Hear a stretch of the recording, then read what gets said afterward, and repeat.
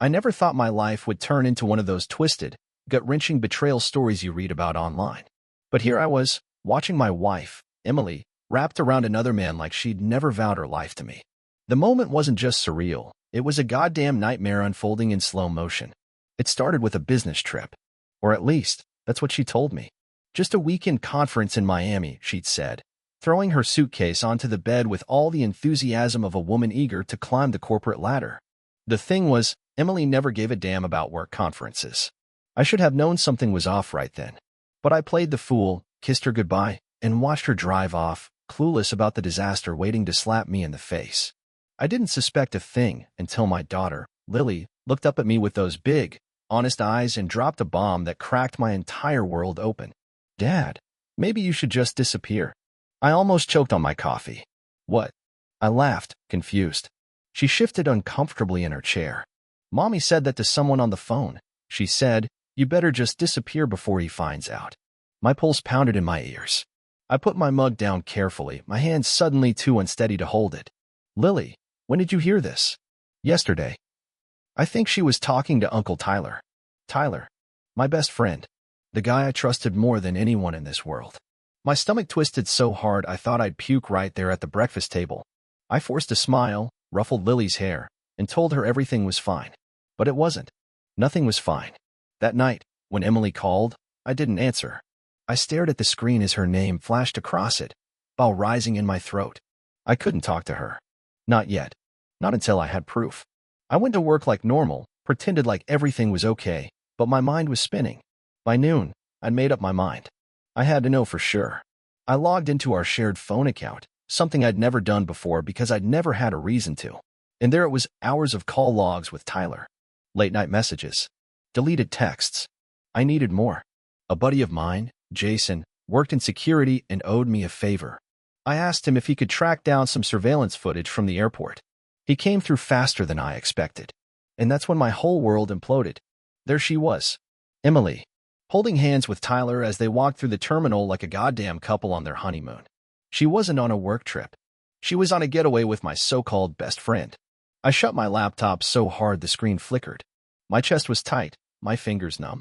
She lied. She looked me in the eyes, kissed me goodbye, and lied through her teeth. And Tyler? That two-faced snake who had once sworn he'd take a bullet for me? He was screwing my wife. I stood up so fast my chair nearly toppled over. I wasn't going to let this slide. She had no idea what was coming. I spent the next 48 hours in a haze of rage, betrayal, and cold, calculated planning. Every time I closed my eyes, I saw Emily's hand in Tyler's, her smile, the way she looked at him. It made me sick.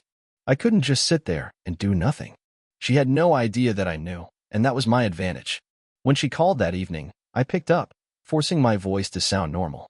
"Hey, babe," she chirped. "Miss me?" Miss her? If she were standing in front of me, I don't know if I would have laughed or thrown something. "Yeah," I lied smoothly. "How's the trip?" There was a pause, then some shuffling.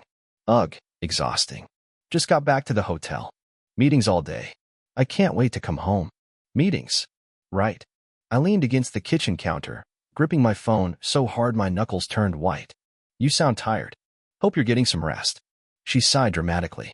"Barely. But it's almost over. I'll be back Monday night." I smirked. That was good. I needed time. "Can't wait," I said before hanging up. I sat in silence for a long time after that. My mind wasn't racing anymore. It was clear. I wasn't just going to leave. I wasn't just going to confront her and let her cry and apologize and make excuses. No, I was going to make sure she lost everything. First, I called my lawyer. I wanted full custody of the kids. I wanted her out of my life in every way that mattered. And most importantly, I wanted to make sure she had nothing left to cling to when I was gone. Next, I made arrangements for the house. It was in my name, but I wasn't going to keep it. No, I wanted her to have it. I wanted her to walk through those doors thinking she still had something, only to realize she had nothing at all. By the time I was done, everything was set in motion. The day she was supposed to come back, I packed up everything that mattered, our kids, my personal belongings, and anything I didn't want her to get her hands on. The rest? She could have it. But the best part? The divorce papers were waiting for her on the empty kitchen table, along with a single note from me. "The kids and I are gone. Don't look for us. You made your choice. If you try to fight this, I'll make sure everyone, including his wife, knows the truth. Then, I locked the door behind me and never looked back. Hours later, I got the call. I let it ring, and ring, and ring. Then the text started. First, confusion. Then panic. Then rage. Where are you? What the hell is this? You can't take the kids. Then, finally, the last one. Please, talk to me. Let's fix this. I turned off my phone. She wasn't fixing a damn thing. I sat in the hotel room with my kids asleep in the next room, staring at the city lights through the window. My phone was off, but I could still feel the vibrations of her desperation, her realization that she had lost everything. I could imagine it, the way she walked into the house, expecting the warmth of home, only to find silence. No laughter, no kids, no me. Just empty walls, divorce papers, and the crushing weight of her own betrayal. I wondered if she screamed, if she cried, if she fell to her knees when she read the note. She deserved every second of it. The next morning, I turned my phone back on just long enough to see the messages flood in. Over 20 missed calls. Dozens of texts. A few from Tyler, too. Dude, this is crazy. Let's talk. Be a man and face this instead of running. That one made me laugh. Be a man? Coming from the guy who slept with his best friend's wife? I blocked his number without responding. Emily's messages had shifted from panic to anger. You think you can just take the kids from me? I'm their mother. You're overreacting. We can work this out. Fine. You want to play dirty? Two can play this game. Ah, there she was. The real Emily. The one who lied straight to my face for months, who sneaked around behind my back with my best friend, and still had the audacity to think she was the victim.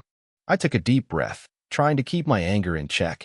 This wasn't about revenge. It was about making sure my kids never had to be raised by a woman like her. I had proof. I had the upper hand, and I wasn't about to lose it. Then the last message came in. You'll regret this. I smirked, tossed the phone onto the nightstand, and climbed into bed. No, Emily. You'll regret this. The next morning, I woke up feeling lighter than I had in years. Maybe it was the clean break. Maybe it was knowing that Emily was finally getting what she deserved. Either way, I didn't care. My kids were safe, and I was free. I checked my phone. More messages. More missed calls. But one caught my eye. It was from Emily's mother, Donna. Call me. Now. I sighed, debating if I even wanted to deal with this. But I knew Donna wasn't like her daughter. She had always been kind to me, always sided with reason. Maybe she wanted to talk sense into Emily. I stepped outside, away from the kids, and called her back. She picked up on the first ring. Daniel, she breathed. What the hell is going on? Emily called me in hysterics, saying you kidnapped the kids. I exhaled through my nose, keeping my voice calm. I have full legal custody, Donna. She didn't just cheat on me, she abandoned her family for months with her lies. She chose this. Silence. Then she sighed. I had a feeling. I always had a feeling about her. But she swore to me that you were overreacting. That I just what? Packed up my life for fun. I snapped. No, she admitted. But I needed to hear it from you. Just tell me you're not keeping the kids from her out of spite. I clenched my jaw. I'm keeping them from a liar and a manipulator who put herself before her own family. Donna didn't argue. She just sighed again. I don't blame you. I really don't. But Emily's not done with this. She's saying she's going to fight for them. I smiled bitterly. She can try. I hung up, knowing exactly what my next move was. I called my lawyer. She's going to fight me on custody, I said, skipping the pleasantries. My lawyer chuckled. Let her. You have proof. The court won't look kindly on a mother who abandoned her kids for a secret affair. That was all I needed to hear. Hours later, I got another text from Emily. You think you've won? You haven't. I'll get my kids back, and I'll ruin you in the process. I stared at the message, letting the words sink in. And then, for the first time in a long time, I felt something unexpected. Relief. Because the woman on the other side of that message? She was finally showing her true colors. And now, the whole world would see exactly who she was. A week passed. Emily was quiet. Too quiet. She'd gone from rage to silence, which meant only one thing: she was planning something. I wasn't stupid. I knew she'd try to spin this whole thing, make me the villain. But I was prepared. My lawyer had everything: her call logs, the airport footage, the deleted texts I'd recovered. If she wanted a war, I was ready to bury her in the truth. Then, out of nowhere, a knock at my hotel room door. I opened it to find two police officers standing there, stone-faced. Daniel Carter? One of them asked. My stomach tightened. Yeah, we have a report that you've kidnapped your children. Their mother has filed a complaint. I almost laughed. I should have expected this. My lawyer has the custody documents, I said, stepping aside to grab my folder. She's lying, officers. I have full custody. She abandoned them for her affair. One of the cops took the papers, scanning them. His partner studied me, waiting for a crack in my story. After a long, tense moment, the officer with the documents exhaled. This checks out. Looks like she didn't tell us the full story. Of course she didn't. The other officer shook his head. We're sorry to bother you, sir. Looks like your ex is just trying to stir trouble. We'll file this as a false report. As they left, I slammed the door and exhaled, running a hand through my hair. She was desperate. That was good. It meant she was losing. That night, I turned my phone on again, just to see what she'd try next. It didn't take long. Emily, you think you can outplay me? You have no idea who you're dealing with. I smirked. Neither do you. Then I blocked her number. She wasn't getting to me. Not anymore. 2 days later, the lawyer called. She filed an emergency motion for custody, he said. She's claiming you abducted the kids and are keeping them from her unlawfully. I rubbed my temples. You already have the paperwork proving I have custody. She's lying. Of course she is, he said. But she's pushing hard. She wants a court date as soon as possible. Be ready. She's going to throw everything she has at you. I smirked. Good. Let her try. That evening, I took Lily and my son, Jake, out for ice cream. They were laughing, happy, carefree, completely unaware of the storm their mother was trying to create. As we sat at the table, I asked, Do you guys miss Mom? Jake, only 6, shrugged. Not really. She was always on her phone. Lily, older and wiser, frowned. She lied a lot. And she always left. It hit me like a punch to the gut. They'd already started to see her for what she was. That night, I got another text. A new number. But I knew exactly who it was. We need to talk. Meet me. Alone. I stared at it, debating. Then I sent back 2 words. Name the place. I wanted to see her face when she realized she'd lost. She chose a quiet cafe on the other side of town. Neutral ground. I arrived early, sat in the corner, and waited. I didn't have to wait long.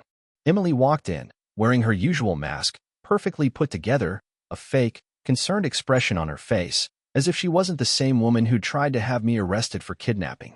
As if she hadn't been screwing my best friend behind my back. She slid into the seat across from me, folded her hands on the table, and smiled. Daniel. I didn't smile back. Emily.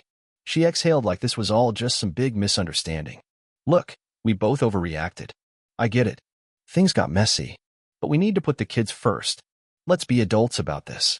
I leaned back. Is that what you were doing when you tried to send the cops after me? Her smile tightened. That was a mistake. I scoffed. No, Emily. A mistake is forgetting to pay a bill. What you did was calculated. You lost control and tried to use the law to get your way. She waved her hand dismissively. You have full custody. Fine. But I still have rights. And I want my kids back. I leaned forward. You mean the kids you abandoned for a trip with Tyler? The kids you never put first? The kids you thought you could just walk away from and come back when it suited you? Her expression cracked for just a second, pure frustration flashing across her face. Tyler was a mistake, she snapped. I cut her off. Stop. I don't care. I don't care about your excuses, your fake regret, or your pathetic attempts to play the victim. This isn't about you anymore. This is about them. Her lips parted like she wanted to argue, but I wasn't finished. You lied. You cheated. You manipulated. And now you're sitting here, acting like you deserve a second chance. I shook my head. You don't. And you never will. For the first time, she looked nervous. You can't just keep them from me. Oh, I'm not, I said calmly. The courts will decide. And trust me, Emily, I'll make sure they see exactly who you are. Her hands clenched into fists. You're a bastard. I smiled. And you're alone. She flinched. Because she knew it was true. She had no one left. Tyler? He'd already bailed on her once he realized she wasn't worth the trouble. Her own mother had called me, telling me she understood why I did what I did.